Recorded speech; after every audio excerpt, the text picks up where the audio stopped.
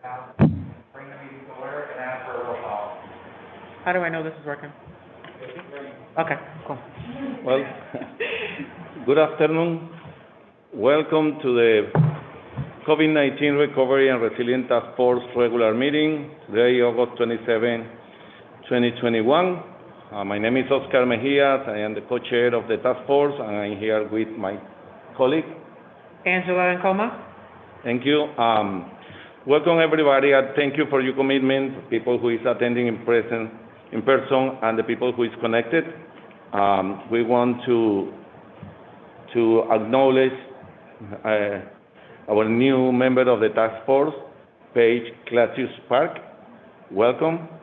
And we want to acknowledge the mayor of the city, Mr. Pelosa. Welcome and thank you for being here. And Shannon Carroll, who is connected online, and she is a member of the task force too. Sabrina's online too. Sabrina, I understand that Sabrina is online, so she's a member of the task force too. So welcome, thank you for your commitment and your willingness to participate. We would like to just get the spelling of the new member's name, and then we need the roll call taken before you proceed. CLAUSIUS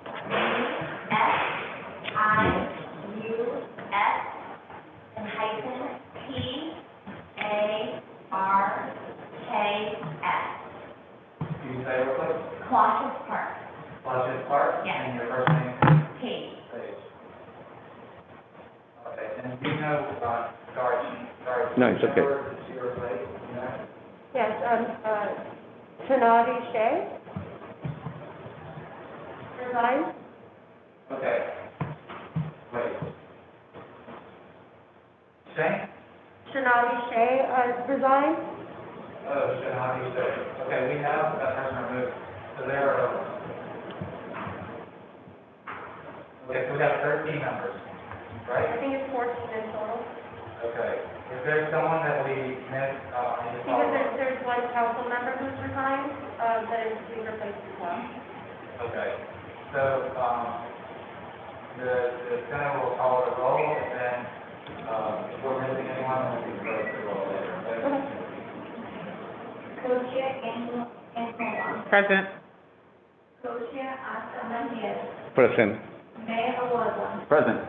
Councilwoman Fortune is absent. Kristen Adamo is absent. Peter Adams is absent.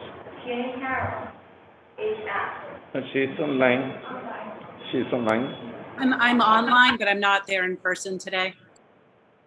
Shannon Carroll is present. Well, I'm sorry, right now, we can't count our president according to the meeting law, so we have to mark her absent, we can mark her as. Sabrina Kazami. She's the same, she's online, so. Okay. Julie Rich. President. Jim Carroll is absent. Who was that? Oh, Jim. Michelle Shank. Present. Larry Warner. President. Paige Clausius is present. Eight present. Absent at one.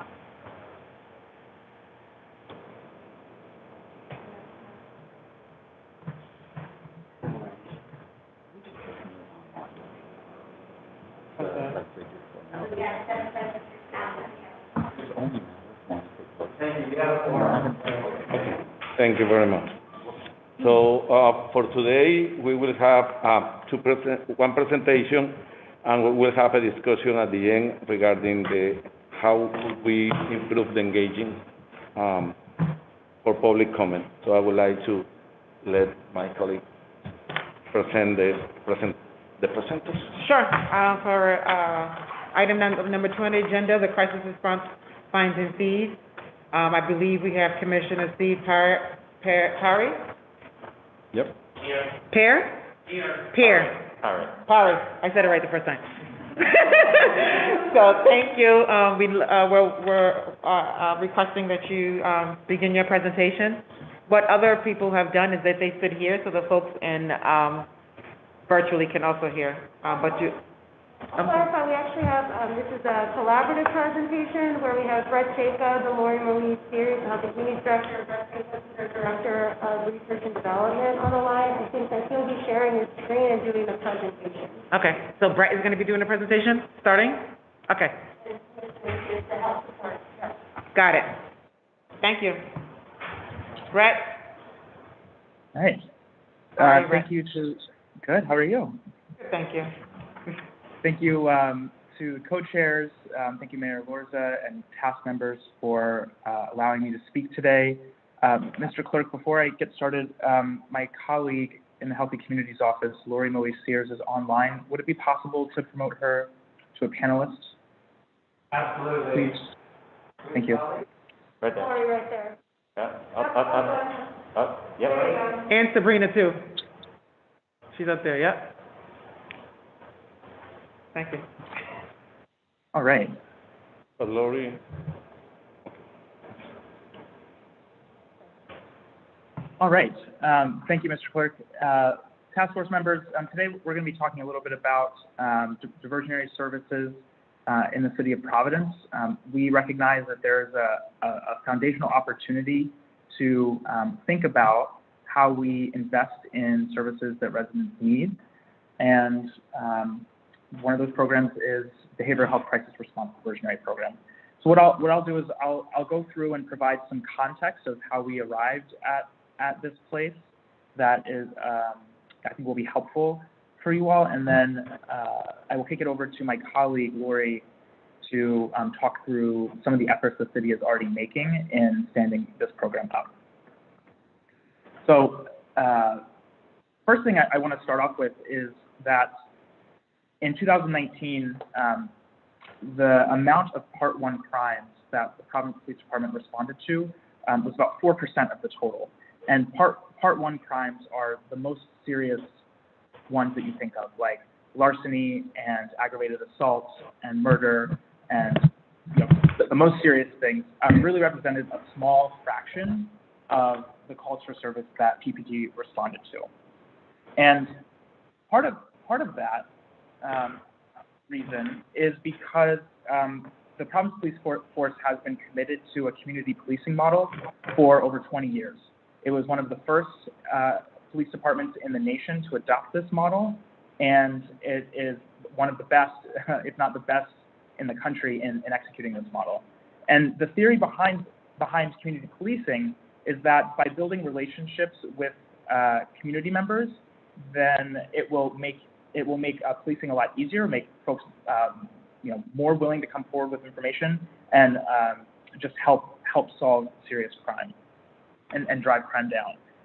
And one of the sort of unintended consequences of that is that the police department has taken on so much of the coordination of other things that residents need. So if we were to represent it visually, and this graphic is from a public safety analysis that was conducted last year, it is what we really have right now in a current state is our police department serving as sort of the hub of city services that residents may need. So in addition to responding to the most serious crime, they're responding to all sorts of things that residents need. So what this can do is one, it obviously it encumbers police officers' time so that they can't spend that time focusing on community policing and focusing on the most serious crime, but it also expands the footprint of the criminal justice system and can create a sort of natural tension between fully serving and executing these services with fiscal prudence. So to sort of demonstrate a little bit from a data perspective how that plays out, our consultants that we worked with last year had taken the top 15 calls for service that our police department currently responds to and broke that down by how many full-time officers does this represent in 1 year. So for example, we can see that the highest number of incidents that are responded to per year are traffic stops, but from an hours per year perspective, traffic accidents actually take up the most hours per year for response. And that's equivalent to about 4 officers Thinking about, suspicious person, we've got, the equivalent of over one officer per year responding to that. Well-being checks over one officer. So, just wanted to highlight from a data perspective how the encumbrance on time really translates into actual officers. Also wanted to highlight as well, we acknowledge that this review that we conducted was for all of public safety, not just the police department. So I wanted to provide some insight as to how the Providence Fire Department also is responding to calls. Overwhelming majority of calls in the fire department are EMS calls, and we can see that about 1 in 5 of those calls are basic life support, and may not necessarily be something that's urgent. So what our vision is with this information, what we'd like to do in the future is really have continue to have public safety, the fire department, the police department as a critical spoke in the model of response for city services, but really designate another entity that serves as the hub to connecting residents with resources they need to address the myriad of complex social challenges that they may have, whether it's housing insecurity, food insecurity, things related to housing codes, or just well-being checks or behavioral health crisis. Just really having an entity that is able to coordinate those services without unnecessarily encumbering officers' time, so that our officers and our fire department, our EMS folks are able to focus on what is critical to their skill set. Of course, we acknowledge that achieving the transition is something that would take multiple years and would be resource intensive, but it's something that we feel, again, with our committee, presents a really fantastic opportunity for this process, and we've done it before. The transition from community policing to, from the old style of policing to community policing was something that was challenging, but Providence did it. Providence led the way, and we can absolutely do this again. So I'm going to pass it over to my colleague, Lori Marie-Sears, who's the director of the Healthy Communities Office, and she and her team are working on beginning to move us toward this new hub and spoke model. Lori? Thank you, Brett. Good afternoon, everyone, Mayor and the task force. Thank you for having me today. Before I begin, I wanted to thank Councilor LaFortune, who I believe is on this task force, for being such a champion of this work, and also beginning the tough conversations around behavioral health crisis and what the ideal state is. So jumping right in, Brett set the scene very well. What we're finding as a challenge is there are a number of folks who are experiencing behavioral health crises, and the number is increasing to a point, related to COVID-19. Folks are experiencing a higher level of mental illness at this time. Nationally, we're finding that in 2018, 19% of adults experienced a mental illness. And post-COVID, as studies are still being done at this time, folks have an increased number. Locally, the Healthy Communities Office, we did administer a senior survey at the end of 2020, and we found about 10% of our seniors are reporting suicide consideration, which is about a 5% increase from the years prior. So as we can see, there's definitely a theme of folks having an increase of mental illness during this time, and we're looking to address that. Another challenge that we're seeing is that there isn't an adequate amount of alternative response. There are alternative response models out there right now, but we're finding that there isn't enough to support the demand right now, especially around the evening hours. We are in need of 24/7 response in various languages and in various locations. We also found that community members were responding that transportation is an issue. So looking at locations and where we have these options for folks is very, very important. Next slide. So what are we doing now?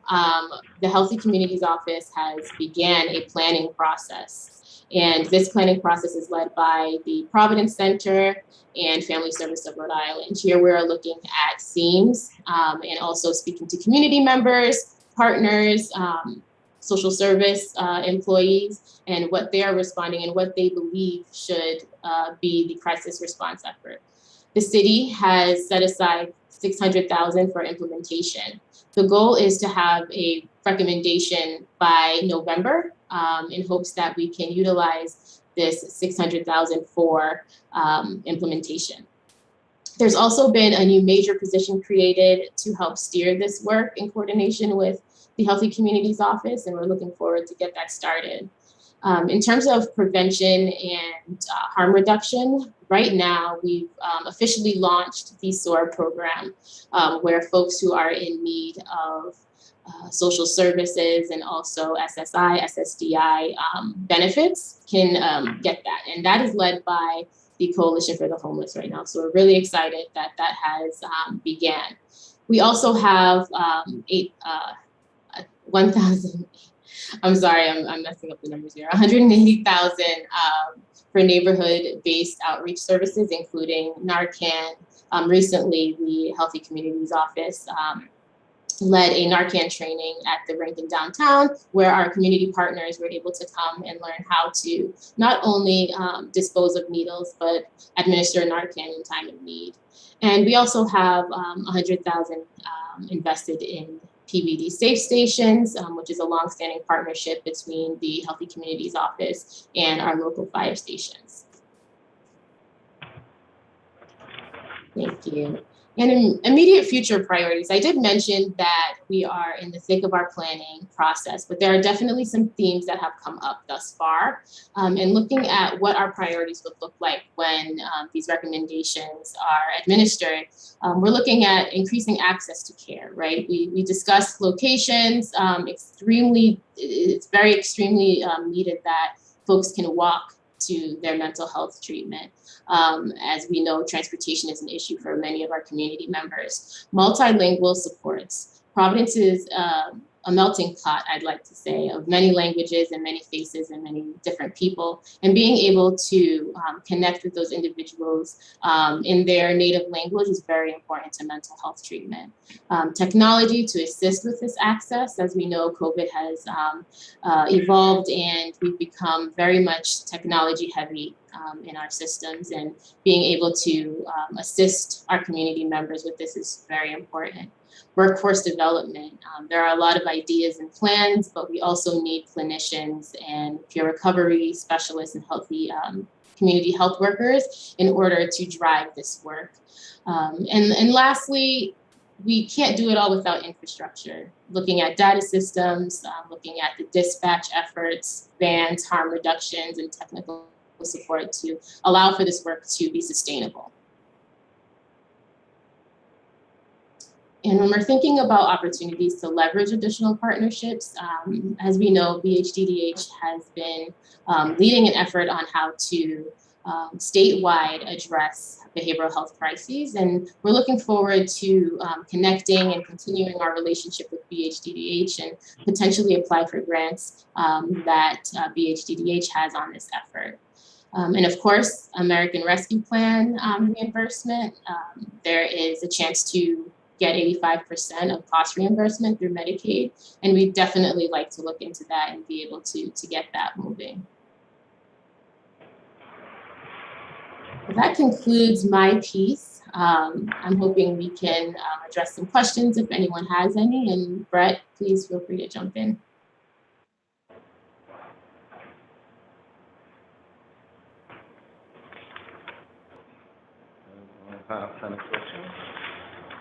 I had a question on the top 15 calls. I noticed later on, I know Brett, you talked about it, but later on you talked about how the public safety deals with a lot of behavioral health, incidents. I'm curious, is it not present in the top 15 because it's recorded differently, or is it just not part of the top 15? Yeah, that's a great question. Right now, there is a code for, and Commissioner Perry, please interject as appropriate. There is a code for mental health calls. It's not in the top 15, but what we found in the analysis was that just because something isn't coded as a behavioral health call doesn't mean that it's not something like that, right? So certainly, I'm sure members of this task force know if somebody is experiencing a behavioral health crisis and they appear agitated, depending on how that incident is described, it could be, person annoyed, it could be disturbance of the peace, it could be noise, right? So we don't have the clearest indication from the call data what is a behavioral health crisis, but certainly, as Lori alluded to, the public health data would suggest that many residents are experiencing this. So we do believe that there's more of a need than what might be listed in the call data. Thank you. So one more question in terms of, actually no, it answered itself. We have Larry Warner who has a question. Thanks, Andy. I just wanted to follow up on that question and the response. Are the top 15 call types by the description of when the call is received, or the disposition of the investigation? I'm so sorry, Mr. Warner. I didn't hear you. Is the listing of the call types what they were received as, or once they were investigated by an officer, what the disposition is? Yes, I'll answer if you don't mind, Brett. Those are calls that come into dispatch. They code them as to the reporting of the conditions, whatever it may be, and then they're in these categories, both for police and fire. It could change when the officer gets there. The coding doesn't change. In the report, the narrative will reflect what the actual call was about. Thank you. Paige? So on slide 2, under the current state, you have Providence Police in the middle, and then the different departments or areas listed outside. And I'm kind of curious, related to the calls and the volume of calls, what percentage would you say roughly kind of is divided amongst these different areas? So are we seeing the most calls related to housing? Are we seeing more calls related to parks and rec, schools? Can you give us an idea on that? I'm so sorry, Paige. I didn't quite hear your question. Angie, I can hear you the clearest so far. And so, Paige, can you repeat it one more time? Sure. So on slide 2, you have the current state of all the different, areas, the departments in which the police respond to. And I'm curious to know if you can give us an idea of where you see most of those, or percentages of time spent in each of the different departments. So how much is responding to schools? How much time is being used for parks and rec type of interactions? How much do we see that's really related to housing? Like, where is time being the most spent in these different areas? Sure, so when you see the categories of calls on the PD side, we spend a lot of time on alarm bells. So answering alarm bells and false alarms. And the other categories that's been depicted in the presentation, police go to a lot of calls for either suspicious person or person needing of assistance.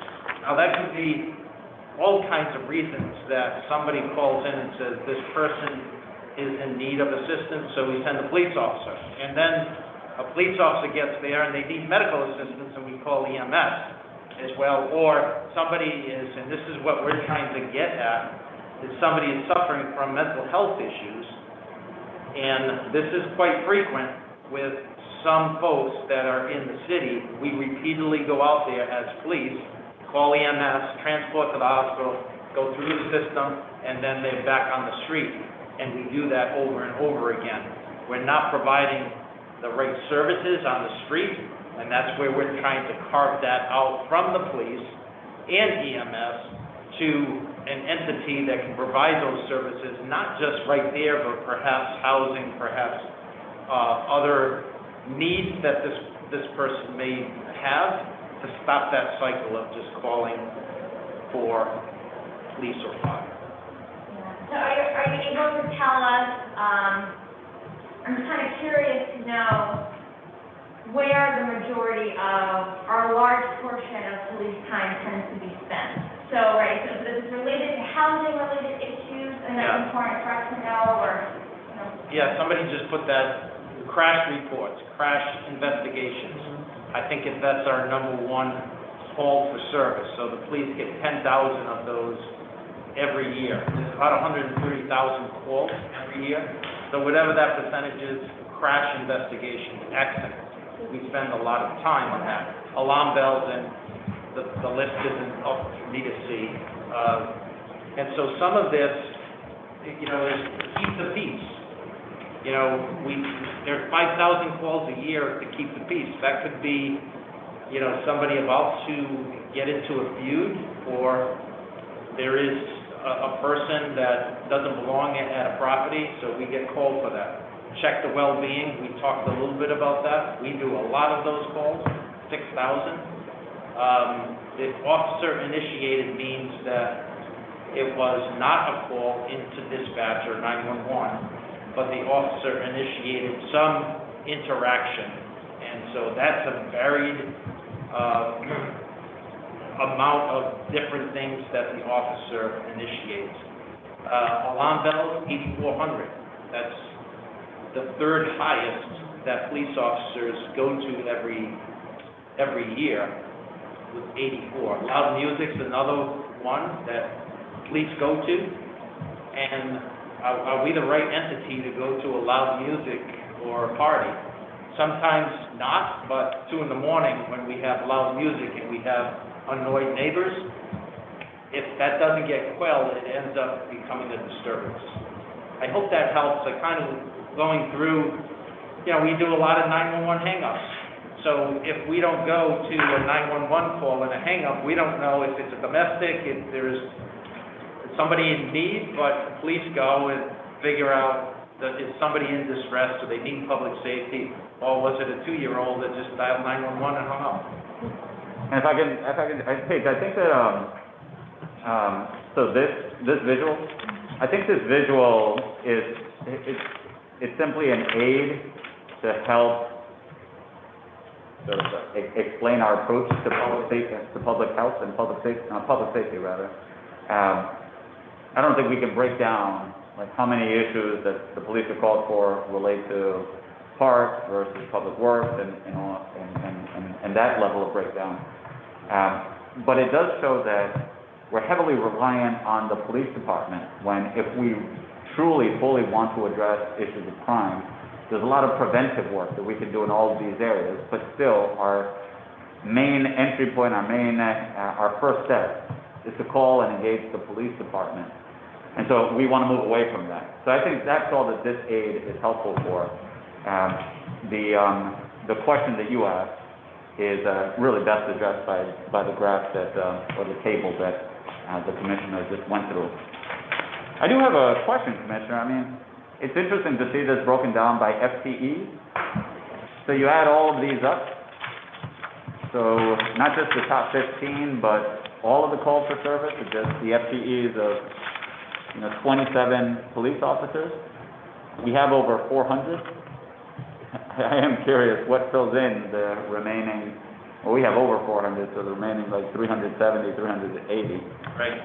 Yeah, I don't know if PFM did this calculation, but I can tell you it's really difficult. I think that number is awfully low. Yeah, I think so too. For some calculation reason, because I know 4 officers full-time all year long cannot do 10,000 crash investigations. Yeah. All right, well, we can figure that out. Yeah, I'm not sure how that calculation came about. Is there an average call that an officer takes during a shift? Is it like a call, just to kind of get an estimate? I know certain things may, like a alarm may take longer than a traffic incident, but if I can get like a range It's really hard because it varies on time of day, day of week. Okay. But in an 8-hour period, they're running 30, 40 calls in their 8 hours. So some of them are just a back up and they go and they're done. Some of it could be for an hour in whatever that call may be. But I can tell you that this department in the patrol division runs from call to call. Not all the time. Mondays and Tuesdays and Wednesdays are a little bit slower, but doesn't mean it can't be busy for whatever reason. But on the weekends and the busy times, these officers are running call to call to call, pretty much their full 8-hour shift. It slows down after, again, 1 o'clock in the morning. We scaled back in personnel because we don't have the demand as much, but if you're working during the day as a patrol officer in Providence, you're pretty much going from call to call for your 8-hour shift. Okay, thank you. Any other further questions? Julian? Thank you for these presentations. It's really helpful to understand the framing of where the future state that we're trying to get to is, and kind of where we currently are. Have a kind of multi-part question around kind of what it'll take to get there, and any kind of concrete steps or timelines, or especially around budget, given the task force around kind of budget needs and priorities.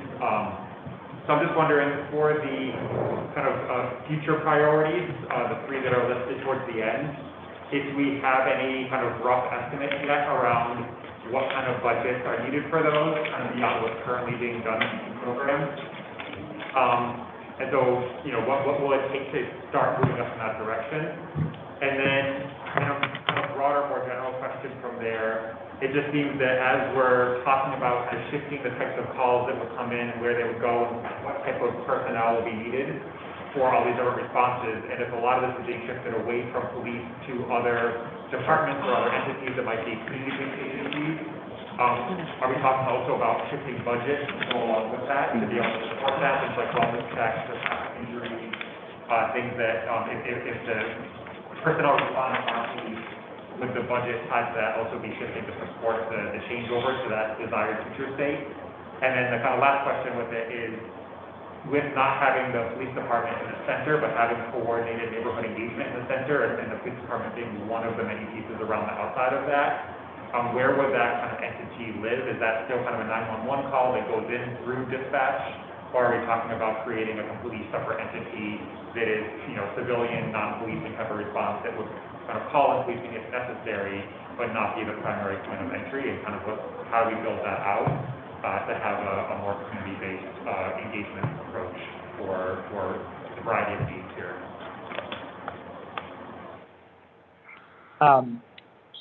Julian, happy to take a first pass at your questions. I didn't hear all of them. I tried to take them down. As far as a budget,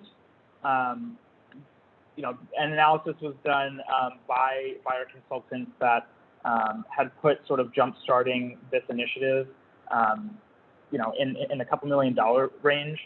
What I would say is, you know, we're happy to make some estimates for you of what we think we can work with our consultants. We are in the planning process of the Behavioral Health Crisis Response Program, and come November, we will have a full list of recommendations and of how to implement.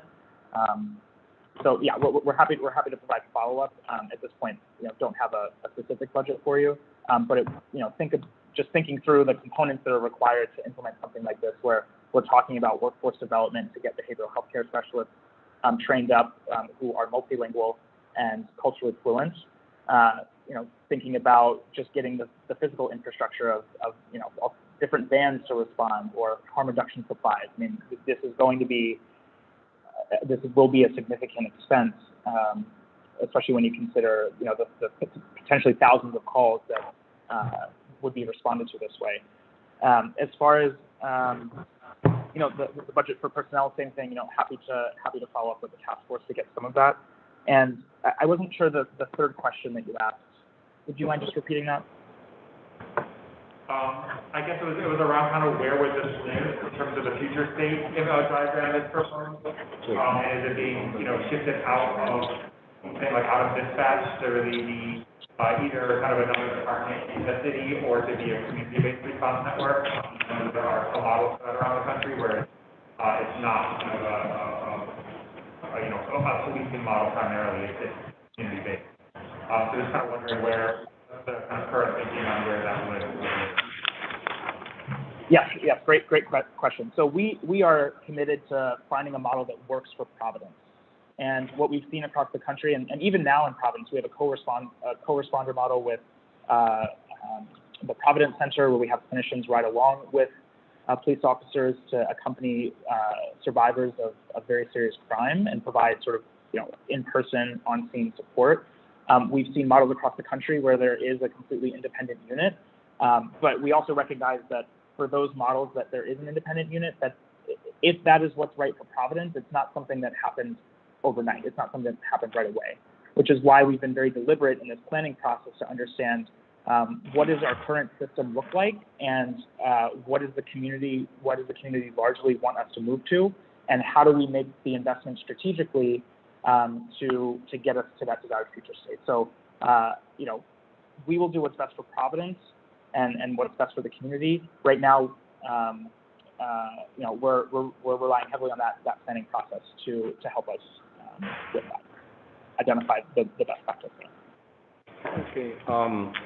We need to wrap up and continue with the next presentation, but do you have a question? Just a quick question. I was just wondering what the community involvement looks like during the planning process, like what the format, I guess, is. Is it meetings with community members? Is it working through partners or organizations, or what does that look like? I'll take this one. It's a slew of all of things, right? We do have a planning team with the Healthy Communities Office, the Providence Center, and Family Service of Rhode Island. We meet bi-weekly. We have a steering committee that is about, I want to say, 17 to 20 members of those who practice direct service in Providence, including folks on the public service and public response. We also have 4 community meetings that are planned. We've had one already for the month of August, and our next one is in September. We launched our website last week, which includes an area for folks to write written testimony and also submit voicemail. So we are on the ground and hoping that folks can, organize around this, and we can hear from the community directly. So right now, those are the efforts that we have in order to get, community involvement and hear the voices of the people that are on the ground.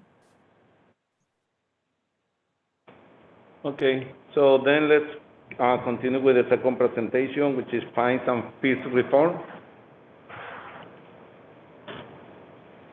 All right, happy to take that. Screen set up here.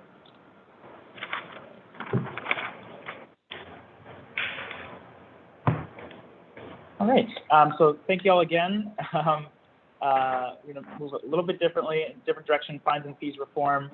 We'll start with just some basic principles that have guided this work so far. Is that government is meant to be an equalizer between residents, not meant to be an entity that inadvertently divides folks. And also, another principle is that residents can be held accountable for actions without incurring indefinite financial burden. So the current state of fines and fees in Rhode Island and in Providence is that really charging an exorbitant fine or fee amount for involvement in the criminal legal system is ineffective. And we see that there's some data provided by some Brown University students where they looked at the collection rates of different court entities and found a pretty low collection rate in 2017.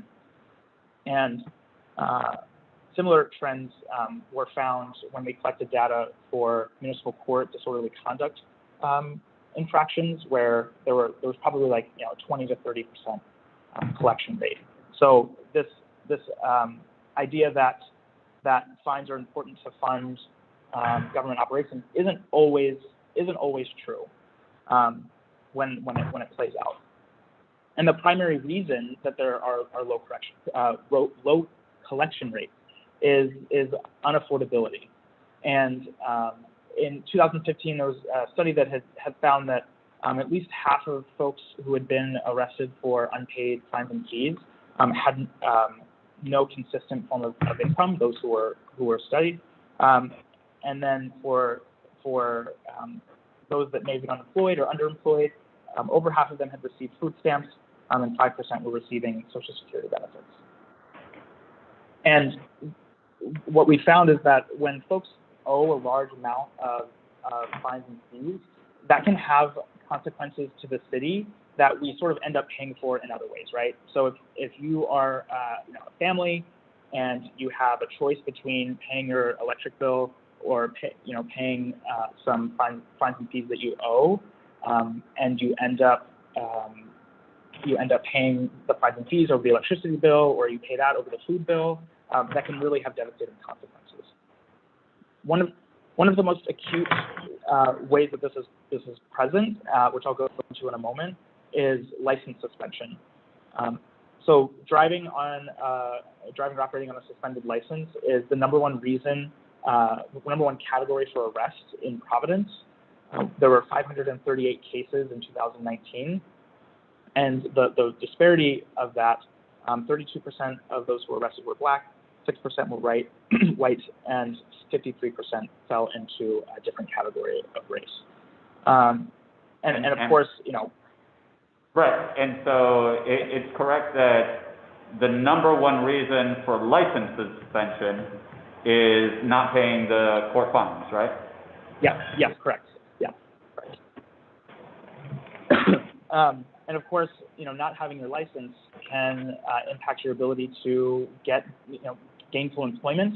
And there was even some focus groups conducted here locally that folks who had their licenses suspended and had frequent interactions with the criminal legal system because of outstanding warrants, and they actually expressed fear of receiving medical care, of going to hospitals and getting the care that they need because they didn't want to. They were scared of inadvertently bumping into somebody that could arrest them for an outstanding warrant. So it does have profound implications in everyone's life. So this graph, I already said this, but I just wanted to show it visually. This again in the report that the consultant that we hired to conduct an analysis of our public safety operations had pulled this. I do want to qualify by saying that there are a deeper analysis is needed to better understand the racial disparities here, but most signs just really point to folks being unable to afford to pay outstanding court debt. And this, the idea of solving this challenge really fits into what we talked about before of this alternative model of hub and spoke, where we have folks that are being arrested for driving or operating on a suspended license, but that may not, the arrest, the punitive sanction may not be the solution or the tool that they need to get their license suspended. So by partnering with another entity to get folks the resources they need to get their license reinstated could end up being more effective and create a safer city. So what we're working on right now to address fines and fees, particularly as they impact driver's license suspension, are two things. One is we are going to be putting out an RFP for a driver's license restoration clinic pilot. We have $24,000 in seed funding, and really the goals of this are to develop an outreach strategy to connect with people who have had their licenses suspended and connect them with legal services that can help them get that reinstated. And the legal services that we're providing are intended to negotiate with state and municipal courts to help negotiate debt down so that it's more affordable. And the navigator supports will help, as you can imagine, trying to get your license reinstated can be a complicated process, especially if you're concurrently navigating a number of complex social issues like housing insecurity or food insecurity or trying to care for kids. So having that navigator support will ensure that our clients are meeting deadlines with the courts and able to provide adequate paperwork to get these services.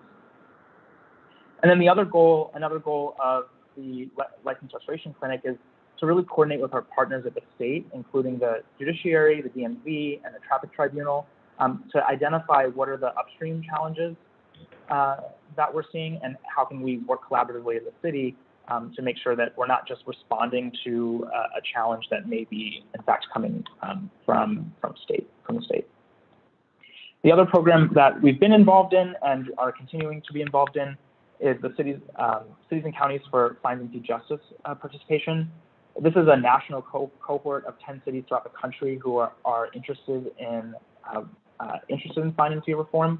And with this participation, we received a $50,000 grant, and which is in part helping to seed the License Restoration Clinic. But we're also receiving technical assistance from national experts in these policy arenas, and they're helping shape some of this work. Another piece that we have engaged in is we've done a robust amount of community engagement, and I want to give a shout out to our partners Open Doors and House of Hope, who really helped, Megan Smith from House of Hope, who had made this happen. They surveyed over 317 residents, predominantly low-income residents, predominantly residents of color, and folks who are experiencing homelessness, folks who have had interactions with the municipal court system, and they also conducted a series of focus groups just to get some more qualitative information. And from that came a series of recommendations that residents think that would be helpful to addressing their needs around this issue. Some of the challenges that we have, as I mentioned, some of this is a state legislation issue. Some of it is a state policy issue, and part of the intention of pulling partners together is really identify what those challenges are and how we can work collaboratively to address them, so that we don't continue to have residents having their licenses suspended simply because they can't afford to pay. And then, of course, the challenge too is that we lack the fully, similar to the behavioral health crisis program, we currently lack the fully realized infrastructure for the investment. So $24,000 is a great start for a clinic, but we really would need additional funding to help as many Providence residents as possible. That 538 number is just the folks that are that receive a citation or are arrested or a court summons. That's not counting all of the folks that have their licenses suspended but just happen to not be pulled over for it. So our immediate future priorities for this work for fine and fee reform is expanding the driver's license restoration clinic, convening state partners and local advocates, and then also exploring an amnesty program with the municipal court in Providence to see if we could help alleviate some of the burden that residents are experiencing. And of course, as I've mentioned before, the opportunities for partnership, at least at the state level, Chief Clemens has been, and I've been working on ongoing conversations with the traffic tribunal and the DMV to get their buy-in and collect more specific data. And then we also have some community groups that are currently engaging the Rhode Island judiciary to better implement ability to pay hearings, so that before a resident is assigned fines or fees, their actual ability to pay is taken into consideration. And I'll take any questions.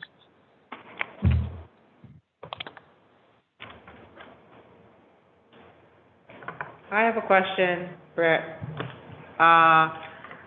You talked a little bit about expand driver's license restoration programs. Are there any models out there that we can look at, consider, keep an eye on? Yes. So fortunately, right now in Rhode Island, there's the Pro Bono Collaborative that's run out of Roger Williams University. And so that's one model. They are limited in their capacity to deliver services. And right now, I think there are two, simply because it's pro bono, right? There are two deficits that are presented an opportunity to help with. One is they don't have a proactive outreach strategy that connects with people who have their licenses suspended. It really works on a referral model. Like, Mhm. hey, Angie, I heard that your cousin went to this pro bono collaborative. You should go. You know, it very much works like that. And then the other piece that's really critical is coordination with state partners. If we provide capacity to bring in folks from the state courts, folks from the traffic tribunal, we can do something that Durham, North Carolina similarly did, which was they had a judge create a special session where they restored licenses and forgave court debt for folks who couldn't afford it en masse. So rather than helping people one-on-one, it was a broad systemic approach. And I think that is really where we have a great opportunity to support the Pro Bono Collaborative and folks doing this work. So the Pro Bono Collaborative and the Durham, North Carolina model are the two other models. And I'm happy to send more information to the committee. Yes, I'd love that, thank you. The other question I had is for the seed funding. So the seed funding is potentially modeling the restoration clinic that's in partnership with Rogers University, or does that mean leaning more towards building infrastructure for the model in North Carolina? We're going to go out to RFP to see what's possible. We fully recognize that when you see the RFP, the full list of asks, it requires a lot of funding. So we'll see what proposals come back, and depending on what our partners feel they can provide, it may be, simply doing the restoration services one-on-one right now, and contingent upon available funding, they may expand to do more of that broad systemic form. And then my last question is, in building, you mentioned a more holistic model in partnership with the state would be more effective for a larger number of people. And if you've had conversations thus far with the state, does it seem like something the state would be willing to participate in? Yeah, I think so far, conversations with community partners and conversations with Chief Cummins, they do seem interested. What is lacking right now is capacity and data, right? So we sort of need someone to do the work, and we also will need to see the results of the restoration in order to make the bigger pitch that this should be supported legislatively as well. Thank you. Anyone has any questions? No? Am I allowed to ask a question? Yes, there will be an opportunity for public comment. Give me 1 second. Yes? If there are no further questions, we have one more item on the agenda. Oscar, do you want to chat a little about that, or you want me to chat about it? Item number 3 on the agenda, which is looking at engaging network for public comment. So as you know, members, we've been having different departments present to us every week, and we haven't had much public engagement to this point. As co-chairs, we were thinking in partnership with some of the consultants of inviting some groups of members of the community who represent various aspects to present like 3 to 5 minutes, the opportunity to come here to present to us 3 to 5 minutes, just so we can have an additional opportunity for members of the community to engage. And so we wanted to put that out there at the table to get your feedback and thoughts, and then we can think together on a strategy we should reach out to. Larry? I like that idea. I think that building on that idea, I think maybe taking this conversation to different parts of the city might be helpful as well. I think, and I'm thinking about location, time of day, people who want to access what are, this is the middle of their work day, maybe challenge to participate, and then those who are available, parking is a challenge for those who some flexibility, let alone those who are trying to stay within the middle of the day. So I certainly hope United Way, professional partners, the conversation with different parts of the city, if we decide to go down that. Okay. Just think about how we take this over. Okay. Julian? I also think it's a good idea to do that, so it's not just city departments presenting to us, but it's community-led and community-driven in terms of proposals as well. I participated in the first, my first, but the second community session last night with the Latino Policy Institute. So that was a really good opportunity to hear kind of some questions, comments, suggestions, from community members, but it would be good to not just have it be in that type of kind of open-ended forum, but the same type of presentation of what work reform is being done, what are the funding needs, what are the recommendations and proposals, so we can see that alongside how it's being don't agree with that, but also building it off the existing communication stuff that's already seen. Yeah, the only thing with this presentation is that we need to be careful with the time, because we have time restrictions in terms of how long that we will have this meeting, but also the people who come and do that presentation need to be very specific about the presentation to avoid 10 minutes, 15 minutes presentation. So we will appreciate the participation of each of one. If you can send us the proposal for the people, but have the communication with them in order to explain about the time restriction, and we want to be really, really specific. Okay? That would be very helpful. Justicia? I previously had the idea about creating a social media campaign in essence. And I and Lindsay would be happy to step up and lead that if need be. But I would love to create graphics and find a way to engage the community, because most of the community that is involved in activism is on social media, and that's how we do share our information. So I think that would be the most effective method. Okay, thank you. Jack? Yeah, also just to know on the Providence communications side, so right now, our community engagement survey is on the website. It's directed primarily at individuals, but we are working, so this is our consultant team and myself, we're working on an organizational and nonprofit specific survey. So that doesn't exist yet, but we want to create a whole page on our citizen website that is focused on organizations, community-led organizations. So that would be another avenue for us to engage. Thank you, Jack. Yesterday, this week, we had the two community conversations. I think that has been very productive, very effective. Yesterday, the President Julian and the Councilwoman Lafortune. So I think that it was a very good exercise to hear the people providing information on what they consider the top priority. So we will do the business roundtable and find the time to make this kind of meetings on Fridays a little bit more effective in terms of open to the community. So just to let you know that the exercise that we have been doing has been effective. That's the reason that we want to open more opportunity for the community. Any other thoughts, comments, feedback? Hearing none, we will move to the fourth item on the agenda, which is public comment. Do we have any members of the community virtually or present who would like to make a comment? Yes, I would. And it seems like there's a lot here, so I don't want to take up too much time. But I do want to touch base on, one, the idea. Excuse me 1 second, sir. Does he have to say his name? Oh, my name is Jeremy Koss. I represent an organization called Lives Matter. But most importantly, I'm also on the police advisory for the African American Ambassador Group. And I'm very vocal in what I want to say, but I don't know if I have enough time. So I'll try to break it down. I wanted to know what the sustainability of this diversity program is going to be. I wanted to know of this task force, what is going forward, how consistent and consecutive weeks are you going to be having these open room meetings.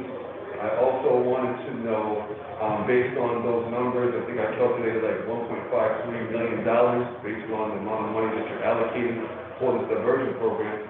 So I wanted to know, how are you going to fund that? Have you tapped into state or federal funding to be able to make sure that you can sustain this program? Also, the program with the embassy and the, the class that you're going to do for licensed, I forget the name of the exact word that you used, reinstatement, that only seemed to be just a class to fund the structural, but not to pay for the fines and municipality bonds that the shareholders and stakeholders are looking to receive their I guess, dividends off it. And so, there's a lot of stuff that you guys have that looks really good on the outside, but technically and tangibly, it seems like we're really far apart here. And I wanted to see, going forward, knowing that there are some people that are even on this committee that are running for mayor or going to other positions, what is the possibility of contracting this work like you do police for like a 3 to 4 year period? Because we're not going to be able to know how effective this program is over time. As a matter of fact, we're using data from 2015 to justify the current situation in our community. And, you know, we've had huge growth in population in the past 6 years, number one. We've also had a pandemic that we're dealing with, so we're dealing with statistics and numbers currently right now that really don't represent the current situation. And so it's really difficult to do a projection and create a program off of numbers that might not truly be what we're truly dealing with here. So, and just somebody brought it up, and it was such a great analyzation on it. 4 officers, it seems like it were 4 dispatch people. Like, who's scraping these numbers to get these statistics? Is it based off of the dispatch, based off the initial police investigation? Is it based off of a specific officer that gets it and then disperses it to his patrol officers? Is it all going to, like, there's so much here, and I don't know if we have enough of actual data. You know, you guys said that the number one reason why you guys are not integrating, or a lot of this, or not knowing why a lot of this can't be integrated, because you don't have any people that have their feet on the ground. You know, and my organization, for one, is set up to actually kind of do that dragnet for, you know, the community. To be able to be on the floor and work directly with the community people that are directly affected with license suspensions, you know, that are dealing with the no job, no education. And so, you know, working with those type of communities, I think are, you know, it's vital to be able to have what you just said, is having community input in regards to creating a task force that is going to be able to support the community. So, you know, I think that this group seems pretty intelligent, and they touch the surface of a lot of things, but I feel that for the community and for the government or the city officials to work together, they have to work together. They can't, you can't represent the people without actually having the people be part of the representation.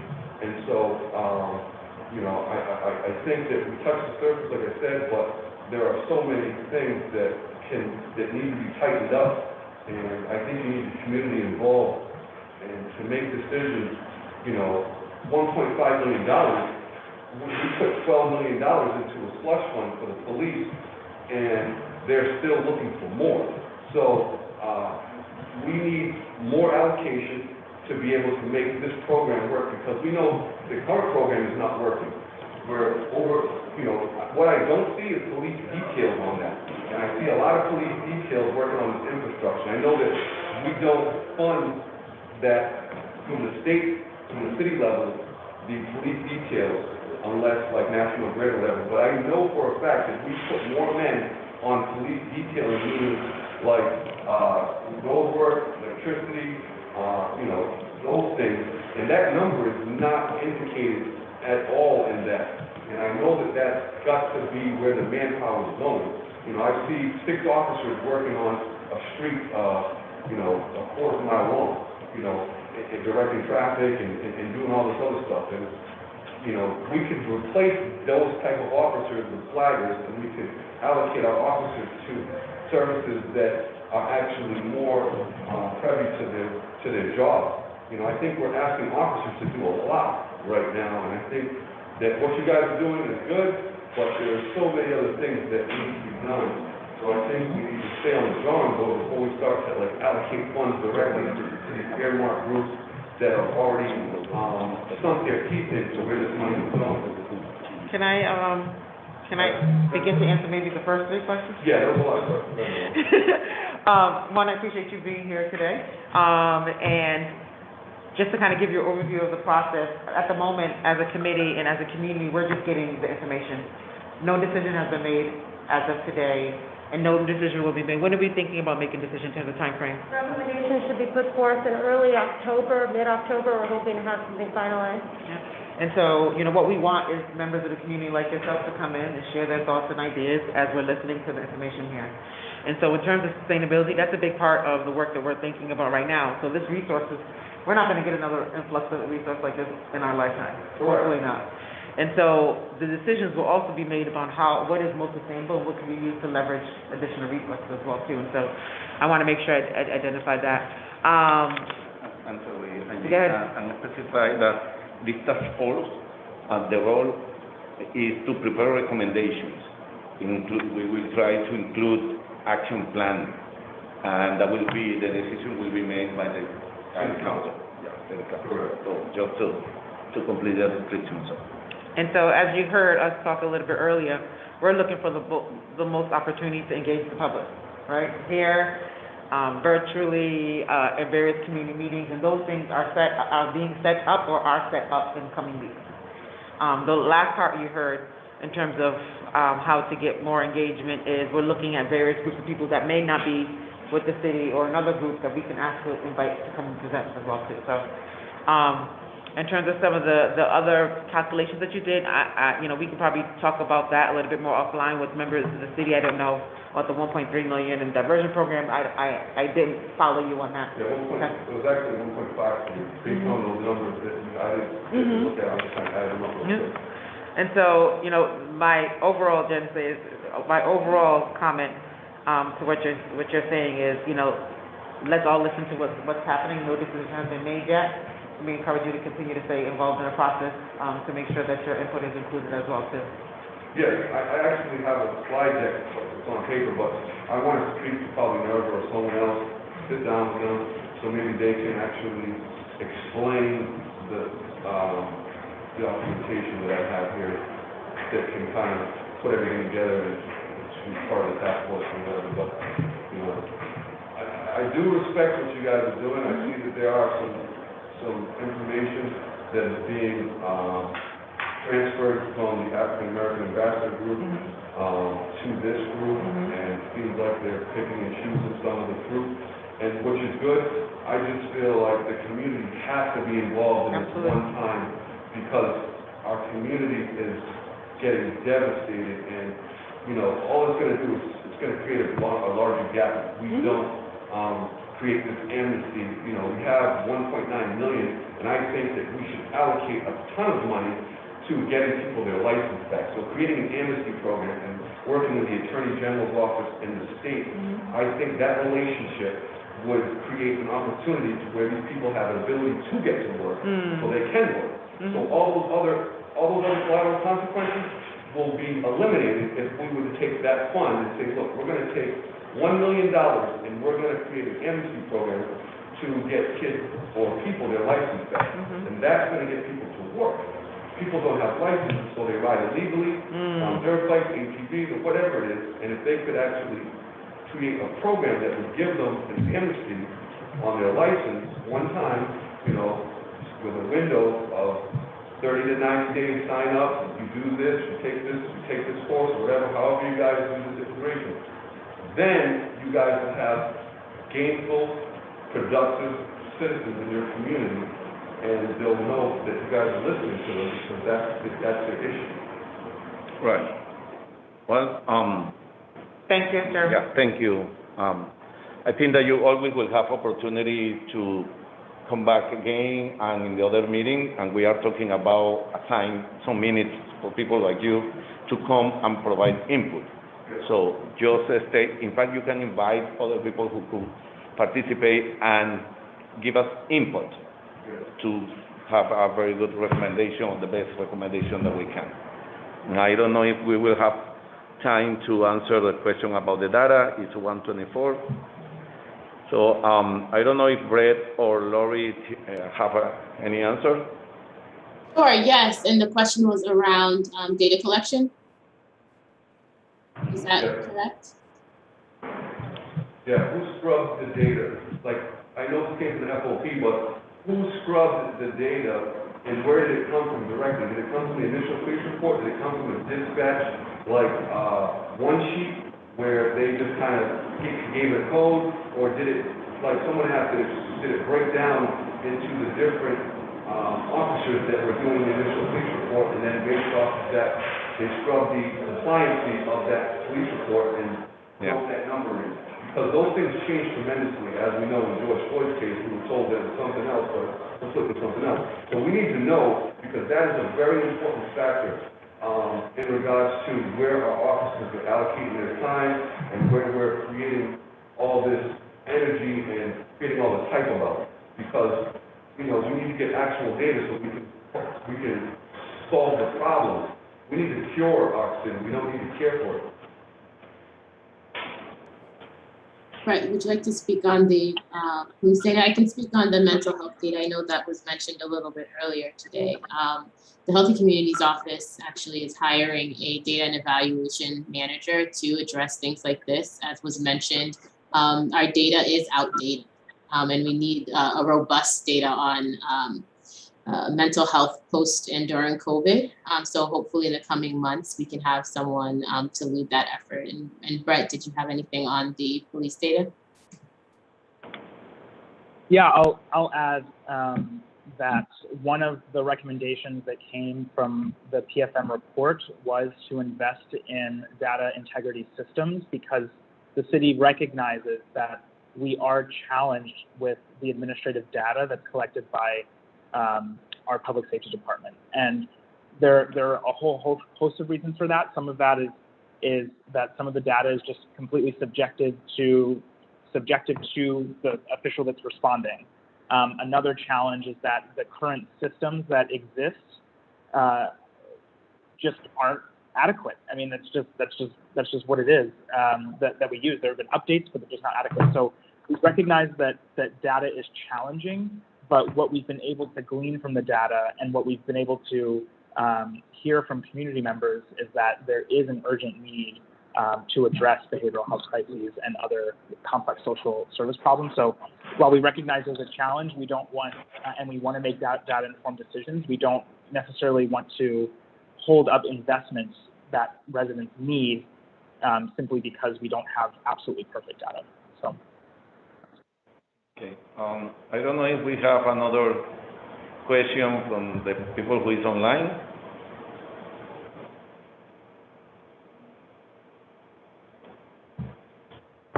No?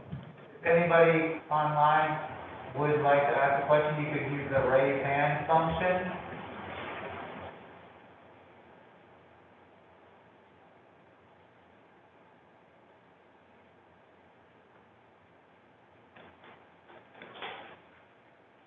I believe that's *9 if you're just on the telephone and you would like to ask a question. And of course, you can use the raise hand function on Zoom.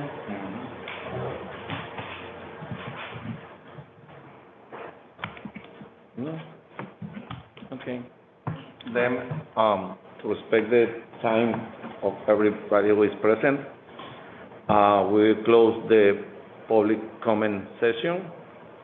And please, if someone wants to put a motion to close the meeting, to adjourn the meeting. Second? Okay, so, and with that, The meeting adjourned? meeting is adjourned. Thank you, everyone. Thank you, everybody. We'll see you next